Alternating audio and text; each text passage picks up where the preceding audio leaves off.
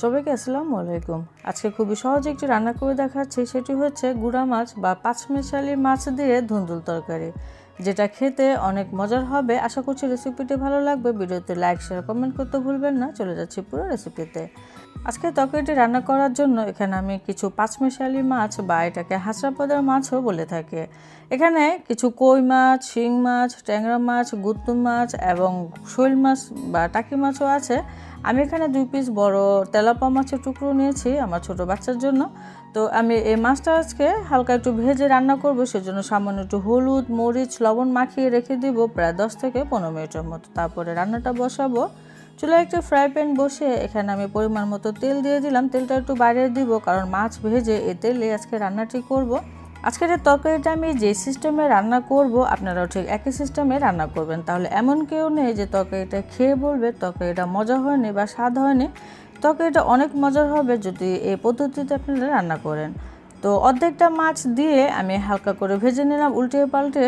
তো এখন আমি মাছ নামিয়ে নিচ্ছি, বাকিটুকু আমি ঠিক একইভাবে ভেজে নেব। তো মাছ ভাজার পরে সেই তেলে এখন আমি 1 মুঠ পরিমাণে পেঁয়াজ কুচি দিয়ে দিলাম। দিয়ে এখন এই পেঁয়াজটাকে একটু ভেজে নিতে হবে। চুলার জালটা এখন হাইতে রেখেছি, রেখে এই পেঁয়াজটাকে একটু ভেজে নিলাম। এখন আমি এখানে কিছুটা পানি দিয়ে দিচ্ছি, মশলা দিয়ে দিব। এখানে আমি পরিমাণ মতো হলুদের গুঁড়া দিয়ে দিব। এখানে আমি 1 চা চামচ হলুদের গুঁড়া দিলাম। ধুন্দুল তরকারি, এখানে মশলা পরিমাণটা আমি কমই দিচ্ছি। 1 চা চামচ উঁচু করে মরিচের গুঁড়া দিয়ে দিলাম এবং সেই সাথে 1 চা চামচ দিয়ে দিলাম ধনিয়া গুঁড়া। স্বাদ অনুযায়ী লবণ দিতে হবে। এখানে আমি প্রায় 1 চা চামচের মতো আদা রসুন বাটা দিয়ে দিলাম। সেই সাথে মাছে যে মশলা মাখিয়ে রেখেছিলাম, মশলাটুকু রয়ে গিয়েছিল, সেটাও আমি এই মশলায় দিয়ে দিচ্ছি। দিয়ে খুব ভালো করে কষিয়ে নিয়েছি তেলটা ছেড়ে দেওয়ার আগ পর্যন্ত।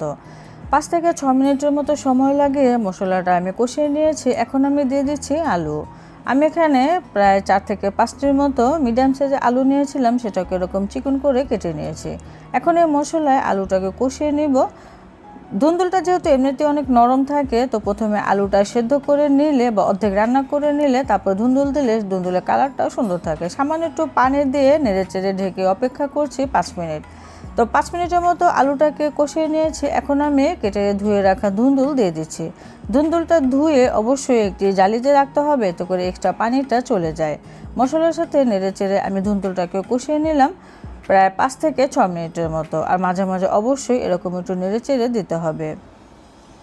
তো আলুর সাথে ধুন্দুল দিলে দেখা যায় ধুন্দুলটা অনেকটা বেশি নরম হয়ে যায় এবং কালারটাও কিন্তু নষ্ট হয়ে যায় অতিরিক্ত রান্না করলে। তো ধুন্দুল আলু দুটোটাই কষানো হয়ে গিয়েছে। পরিমাণ মতো পানি দিতে হবে। ধুন্দুল তরকারিতে কিন্তু কখনো বেশি পানি দেওয়া যাবে না, পানির পরিমাণটা কমই দিতে হবে, আর ধুন্দুল থেকেও কিছুটা পানি ছাড়বে। তো আমি কিছুক্ষণের মতো বলক আনিয়ে নিলাম, তারপরে সে ভেজে রাখা মাছগুলো দিয়ে দিচ্ছি। দিয়ে ঝোলের সাথে একটু ডুবিয়ে দিলাম। এখন আমি ঢেকে অপেক্ষা করছি 5 থেকে 6 মিনিট। চুলার জালটা এই পর্যায়ে হাইতেই থাকবে। তো আমি 6 থেকে 7 মিনিট পরে ফিরে এলাম। তরকারি কিন্তু আমার হয়ে এসেছে। আর মাঝে অবশ্যই একটু নেড়ে চেড়ে দিতে হবে হালকা করে, যেন মাছগুলো আবার ভেঙে না যায়। এখানে আমি 2টা টমেটো দিয়ে দিচ্ছি, আর টমেটো একটু চিকেন করে কেটে নিতে হবে এবং সেই সাথে কিছু কাঁচামরিচ ফালিও দিয়ে দিলাম। এটা খুবই সুন্দর ফ্লেভার আসবে। আর আজকে আমি ধুন্দুল এখানে 1 কেজি পরিমাণে ব্যবহার করেছি। ঢেকে আমি আরও কয়েক মিনিটের মতো রান্না করে নিলাম। টমেটোটা এর মধ্যে খুব সুন্দরভাবে নরম হয়ে যাবে এবং আমার তরকারির ঝোলটাও হালকা মাখা মাখা হয়ে এসেছে। ধুন্দুল তরকারি একটু মাখা মাখা খেতে বেশি ভালো লাগে, ঝোলের পরিমাণটা কম রাখলে মজা লাগে। এখানে আমি সর্বশেষে দিয়ে দিচ্ছি 1 মুঠ পরিমাণে ধনিয়া পাতা কুচি। ধনিয়া পাতা কুচিটা আমি একটু বেশি দিলাম, এতে করে খেতে ভালো লাগবে। ধনেপাতা দেওয়ার পরে ঢেকে আরও কয়েক মিনিটের মতো রান্না করব, তারপরে চুলাটাকে বন্ধ করে দেবো। আমার তরকারি হয়ে এসেছে। আপনারাও ঠিক একই পদ্ধতিতে রান্না করলে আমি আশা করছি ফ্যামিলির সকলেই তরকারি খেয়ে প্রশংসা করবে আপনার।